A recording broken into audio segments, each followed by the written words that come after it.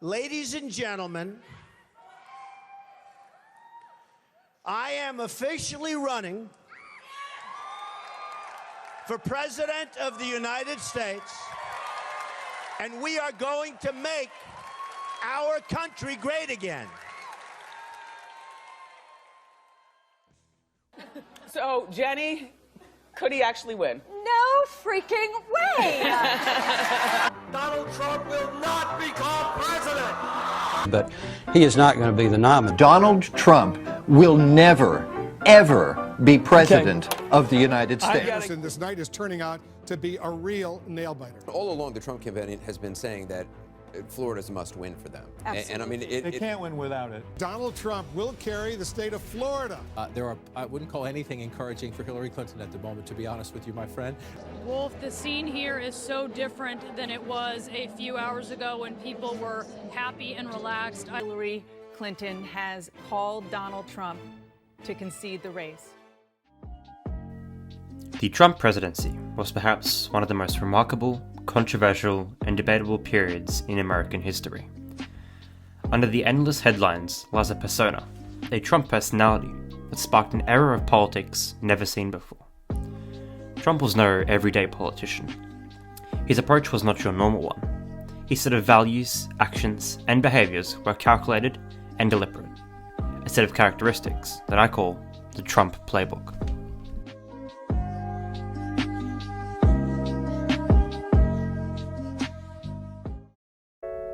If there are two moments within recent American history that will be remembered for generations, they would be the September 11 attacks and 2016 election night. The surprise victory of Donald Trump rocked the political pundits, markets, and almost every sector in America. Many celebrated early. Some news organizations predicted a 100% Clinton victory. Back with David Hundo P. Pluff, the man who says Hillary Clinton has a 100% chance of winning. So that means that no scenario that we could lay out to get Donald Trump to 270 electoral votes is something he would buy. So we thought we'd get David in here to look at those scenarios that the Republicans are talking about, citing them as a potential path to victory, and explain to us why they are not just implausible, but impossible. Many went to bed early, expecting to wake up to the first female president in history, but awoke to see one of the greatest comebacks by a presidential candidate in history. So how did Trump do this? How did he remain the core of American politics for the next few years? Let's see what is inside the Trump Playbook. Chapter 1. Don't let the media create your image. Instead, you must create the media's image. You can go anywhere on YouTube these days and find all sorts of Trump content, including this video. Perhaps more than any other politician. This shows the effect of Trump's influence over the media. He created doubt in the media, and used this doubt to call out criticism. While at face value this may not seem like an honest policy, but then again, when was the last time the bloodbath of politics had honesty? It is actually a brilliant tactic. It allowed him to direct his audience and other moderates away from deemed dishonest press and towards his chosen news source. To put it simply, Trump didn't waste time defending himself. He spoke without a filter and started a war with the media to gain superiority over what was deemed true or not. An unorthodox tactic, but an effective one. Over the next few years, he continued to use this tactic to create record high levels of distrust in the media across all political parties. Chapter 2.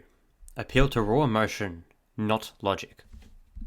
Of course, it doesn't matter whether we agree or disagree. All political policies have some sort of logic behind them, but Trump presented it differently. Perhaps one of the most well-known tactics in selling things is to sell the benefits of an item rather than the features.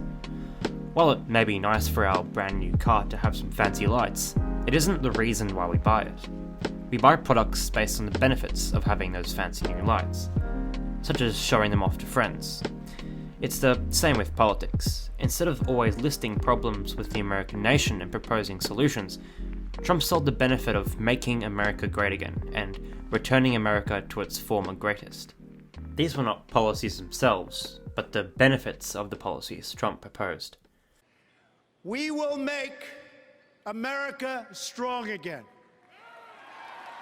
We will make America proud again. We will make America safe again. And we will make America great again. God bless you and good night. I love you. Short slogans like the ones mentioned stick to people.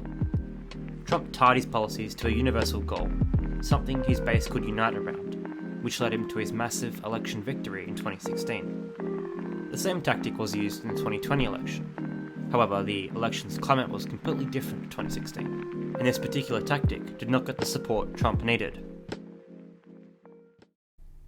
Chapter 3. The best defense is a good offense. Throughout the Trump presidency, Donald Trump did not differ from his policies announced in 2015. While many politicians spend time defending things they said in the past, Trump did not waste time on this and was always on the attack. This attack was directed towards many groups of people like the media, political colleagues, and foreign leaders. With him always announcing something new, the media couldn't keep up and had to move on. This always kept Trump in the spotlight. Trump got billions of free media coverage during both elections due to his masterful manipulation of what the media reports, and by always outpacing them. In this case, Trump moved criticism away by always occupying the media with something new. Donald Trump's 4 years in office were undoubtedly eventful to all Americans. No matter where you sit on the political scale, his rise to power shows we should never underestimate no one in life, especially in the wide world of politics. Thank you everyone for tuning into my first ever video. I aim to deliver everything from a neutral perspective to put the viewer at the forefront of the action. I'll probably create a Clinton Playbook too, or perhaps an episode on how Hillary's expected blue wave did not turn up. The 2020 election will also receive its own episode.